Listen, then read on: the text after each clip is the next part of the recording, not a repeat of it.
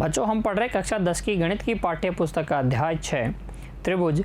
आज भाग 6 में हम हल करेंगे प्रश्नावली 6.2 की प्रश्न संख्या 1 से 2 तक, जो कि आधारित है बच्चों थेल्स प्रमेय और इसके विलोम पर। दोनों प्रमेय हमने अच्छे से पढ़ ली है और पिछले भाग में इन दोनों प्रमेयों पर आधारित हमारी पाठ्य पुस्तक के उदाहरण संख्या 1 से 3 तक बच्चों हमने हल कर लिए थे। उम्मीद करता हूँ उन तीनों उदाहरणों में आपको कोई दिक्कत नहीं है। इस प्रश्नावली के सभी प्रश्नों को हल करने का प्रयास आपने एक बार खुद से कर लिया है बच्चों। जिन प्रश्नों को आपने हल कर लिया है आप उन प्रश्नों में अपने उत्तरों की जांच करेंगे और जहां दिक्कत है बच्चों वहां आप वीडियो देखेंगे, प्रश्नों को समझेंगे और बाद में खुद से दोबारा हल करने का प्रयास करेंगे। देखिए प्रश्नावली 6.2 की प्रश्न संख्या 1। यहाँ हमें कहा गया है आकृति 6.171 और 2 में। आकृति 6.17 में दो आकृतियां दी गई हैं, 1 और 2। ये देखिए आकृति संख्या 1 और ये आकृति संख्या 2। इन दोनों आकृतियों में DE जो है BC के समांतर है। ये जो DE है ये BC के समांतर है। यहाँ ये DE इस BC के समांतर है। एक में EC, एक में EC और 2 में AD ज्ञात हमें करनी है। तो जैसे ही हमें त्रिभुज दिखा और त्रिभुज की एक भुजा BC के समांतर खींची गई रेखा DE दिखी, हमें याद आ जानी चाहिए थेल्स प्रमेय। अब इस प्रश्न में हम थेल्स प्रमेय का उपयोग करेंगे और हल कर लेंगे बच्चों। देखिए कितना आसान है। आकृति 1 में हमें निकालना है EC, तो कैसे निकालेंगे देखिए, लिखिए हल और हल में लिखिए आकृति 6.171 में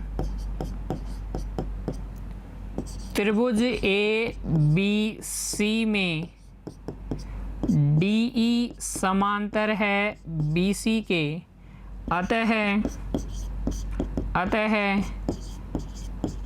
थेल्स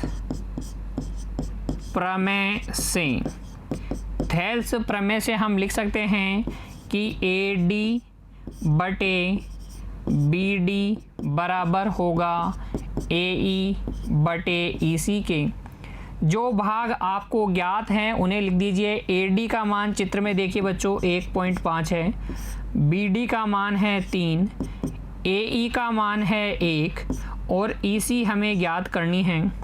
वज्र गुणा करेंगे तो 1.5 गुणा EC बराबर आ जाएगा 3 और यहाँ से EC बराबर आ जाएगा बच्चों 30/15। 1.5 का मैंने दशमलव हटा दिया है, पॉइंट हटा दिया है, तो हर में आपने पॉइंट हटाया है तो अंश में आपको क्या करना पड़ेगा, 10 से गुणा करना पड़ेगा, 30/15 हो जाएगा और यहाँ से EC बराबर आ जाएगा 2 सेंटीमीटर। तो आकृति 1 में जो EC है उसका मान है 2 सेंटीमीटर। फिर चलिए आकृति 2 पर। आकृति 2 पर बच्चों यहाँ देखिए आकृति 6.172 में हमें पता है त्रिभुज ABC में DE समांतर है BC के, अतः यहाँ पर भी हम थेल्स प्रमेय का प्रयोग करेंगे। लिखेंगे थेल्स प्रमेय से AD बटे BD का अनुपात, AD और BD का अनुपात AE और EC के अनुपात के बराबर होगा। AD तो हमें ज्ञात ही करनी है तो AD की जगह AD, BD है 7.2, AE कितनी है बच्चों चित्र में देखिए 1.8 बटे EC कितनी है 5.4। इसको काटेंगे कितना हो जाएगा 1/3 और यहाँ से AD बराबर आ जाएगा 1/3 गुणा 7.2 और AD का मान आ जाएगा बच्चों 3 का भाग लगा दीजिए 2.4 सेंटीमीटर। तो जो आकृति 2 है उसमें AD का मान क्या आएगा 2.4 सेंटीमीटर। है ना बिल्कुल आसान। आपने ठीक इसी तरीके से हल किया है, इसी तरीके से हल करना है बच्चों। अपनी नोटबुक में इसी तरीके से आपको रिप्रेजेंट भी करना है अपने उत्तर को। बढ़िए बच्चों। अब अगले प्रश्न की ओर देखिए। प्रश्न संख्या 2, किसी त्रिभुज PQR की भुजाओं PQ और PR पर क्रमशः बिंदु E और F स्थित हैं। PQ पर तो कौन स्थित है? बिंदु E। PR पर कौन स्थित है? बिंदु F। निम्नलिखित में से प्रत्येक स्थिति के लिए बताइए कि क्या EF QR के समांतर है। EF QR के समांतर है या नहीं हमें बताना है। प्रश्न संख्या 2 में आपको विभिन्न स्थितियां दी गई हैं।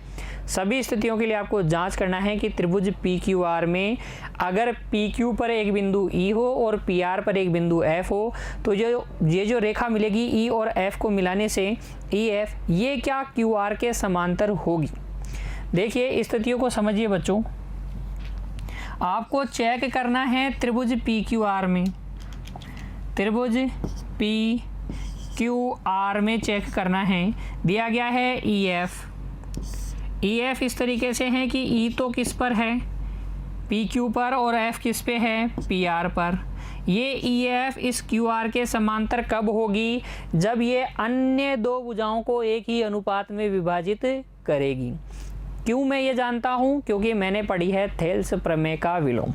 आपने भी मेरे साथ पढ़ी है बच्चों, तो आपको भी पता है कि अगर कोई रेखा इस प्रकार से है कि त्रिभुज की दो भुजाओं को एक ही अनुपात में विभाजित करती है तो फिर वो तीसरी भुजा के समांतर होती है। यहाँ जो EF है PQ और PR को विभाजित कर रही है, अगर एक ही अनुपात में विभाजित कर रही है तो तीसरी भुजा QR के समांतर होगी, अन्यथा नहीं होगी। देखिए स्थिति 1 क्या अगर हम देखें तो हल में हम लिखेंगे, स्थिति 1 के हल में PE तो है 3.9 सेंटीमीटर, EQ है बच्चों 3 सेंटीमीटर, PF है 3.6 सेंटीमीटर और FR है 2.4 सेंटीमीटर। हमें जांच करनी है कि EF QR के समांतर है या नहीं। तो यहाँ स्थिति 1 को मैंने चित्र में दिखाया है और लिखेंगे यहाँ PE बटे EQ। PE और EQ ये जो EF PQ के जो दो हिस्से करी है, इन दोनों हिस्सों का अनुपात निकाल लूँगा तो 3.9 बटे 3 और ये आ जाएगा बच्चों 39 बटे 30। काट दीजिए किससे? 3 से काट दीजिए, 13 या 39 और ये हो जाएगा 3 दाई 30। तो 13:10 आ जाएगा किसका? PE और EQ का अनुपात। तथा अब PR के जो दो हिस्से हैं PF और FR, इनका अनुपात निकाल लीजिए। PF और FR का अनुपात 3.6 बटे 2.4। जब हम इसको 12 से काटेंगे तो 12 या 36, 12 दूनी 24, 3 बटे 2 आ जाएगा। क्योंकि ये अनुपात बराबर नहीं है बच्चों, हम लिखेंगे क्योंकि EF त्रिभुज PQR की भुजाओं PQ तथा PR को एक ही अनुपात में विभाजित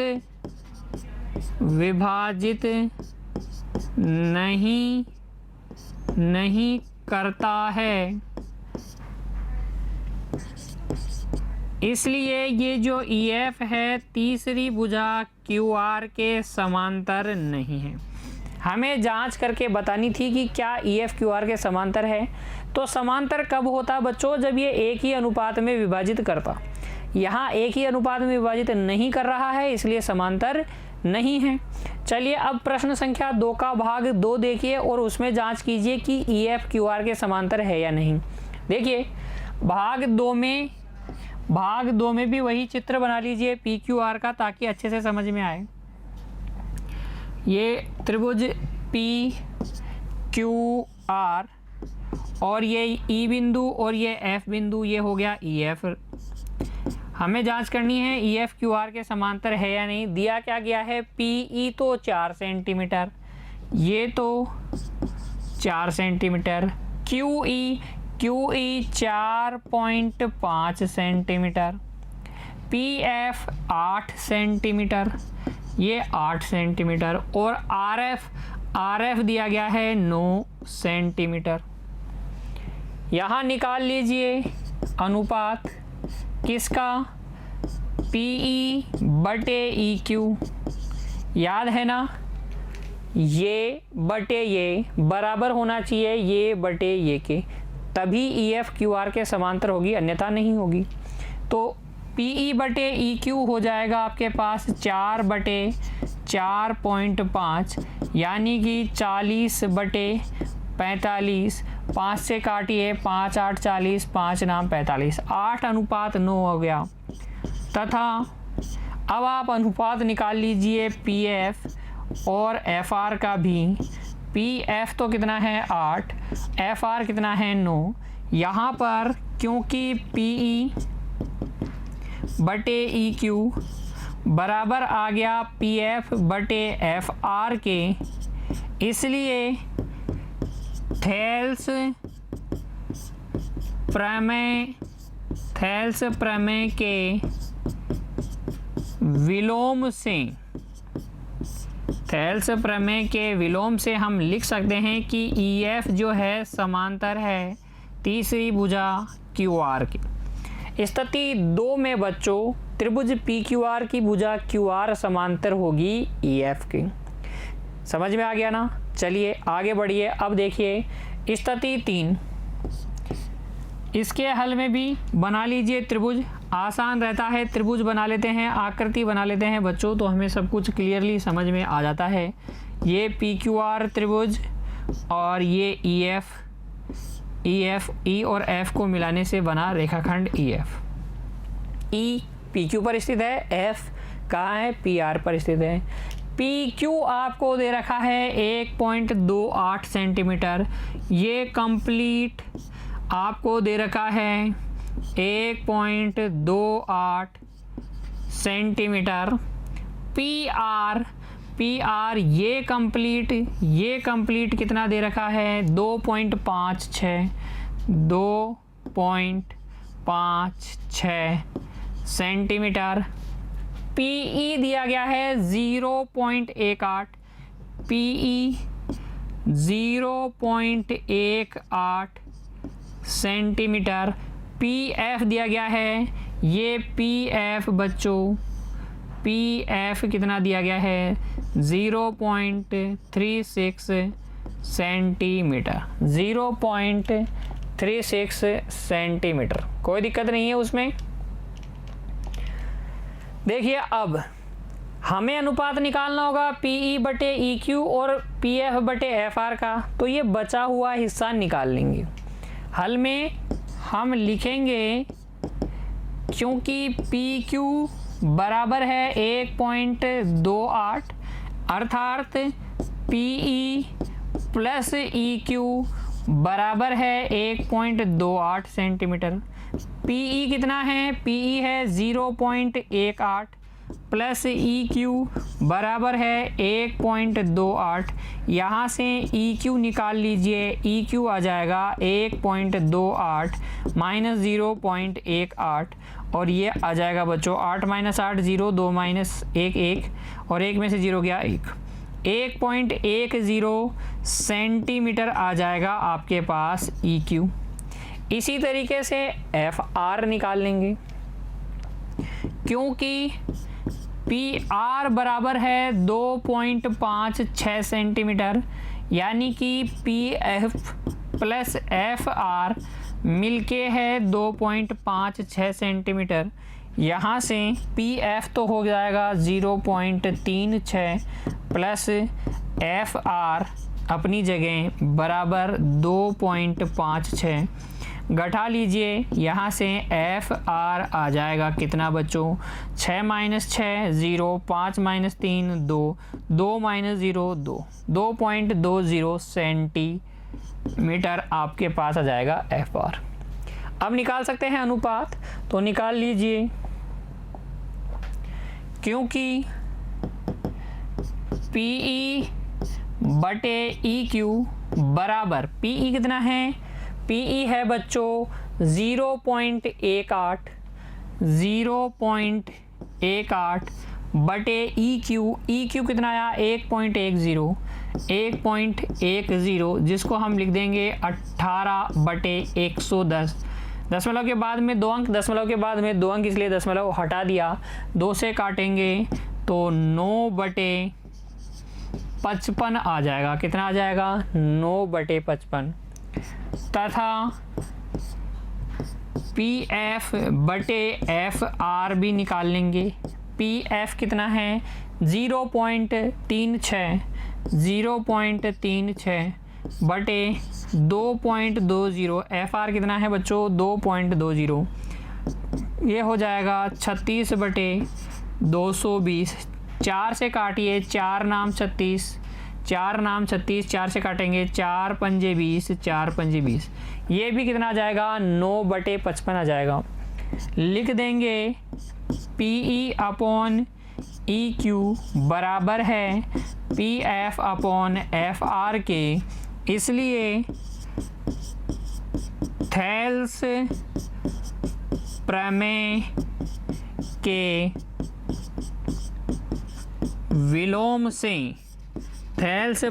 के विलोम से यहाँ पर भी EF समांतर हो जाएगी QR के। तो अगर आपको जांच करनी है कि EF समांतर है या नहीं QR के, तो आपको बच्चों जांच करने हैं ये अनुपात बराबर है या नहीं। अनुपात बराबर मिले तो थेल्स प्रमेय के विलोम से हम कह देंगे कि समांतर है EF QR के, नहीं मिले तो हम कह देंगे कि समांतर भी नहीं है। समझ में आ गया? प्रश्न संख्या 1 और 2 कोई दिक्कत नहीं है ना। फिर से आप बिना देखे हल करेंगे बच्चों, फिर से हल करना है आपको, अभ्यास करना है। मिलते हैं अगली कक्षा में, तब तक के लिए खुश रहिए, पढ़ते रहिए बच्चों। धन्यवाद।